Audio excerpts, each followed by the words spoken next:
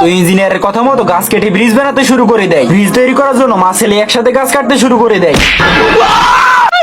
ব্রিজে গাছ কম পড়েছে বলে কাঠবিড়াল পাহাড়ের উপর গাছ কাটতে চলে যায়। মানে এই গাছটা এত শক্ত ছিল যে গাছটাকে কাটতে গেলে কুড়োটাই ভেঙে যায়। এবার কাঠবিড়ালটা বুদ্ধি করে গাছটাকে ফাটানোর জন্য অনেকগুলো বোম আনতে শুরু করে দেয়। তো এতগুলো বোমে কি গাছটা উপড়ে যাবে? বোমের আওয়াজে কাকে এসে বলে পাহাড়ি বোম ফেটে গেছে। এদিকে কাঠবিড়ালটা উপায় খুঁজছিল যে গাছটাকে কিভাবে কাটা যায়। তো কাঠবিড়ালটা এবার বুদ্ধি করে তার পকেটের ভিতর থেকে ওয়ান টার্মিট বের করে ছেড়ে দেয়, যার ফলে গাছটা খুব সহজে কেটে পড়ে যায়। পড়তে পড়তে বেঁধে গিয়েছিল, বাট এটা যখন কাঠবিড়ালটা ছড়িয়ে দিতে যায়, পড়তে পড়তে পড়ে যাচ্ছিল, তখনই কাঠবিড়ালটা বুদ্ধি করে গাছটাকে ঘুরিয়ে ছাতা বানিয়ে নেয়। ये सब क्या देखना पड़ रहा है? पीछे देखो पीछे। ভাই ये क्या है? गाड़ी स्टार्ट कर। चप्पल छूट गया। हम फंस তো এদিকে তো সব ব্রিজ হয়ে গিয়েছিল, বাট একটা গাছের জন্য ব্রিজটা আটকা পড়ে যায়। তখন শেষের একটা গাছ আকাশ থেকে নামাতে শুরু করে দেয়, কিন্তু কোথা থেকে সেই কাঠবিড়ালটা এসে গাছটাকে মাঝখানে ফেলে দেয়, যার জন্য কাঠবিড়ালটা সবার চোখে রাজা হয়ে যায়। কি বলবো।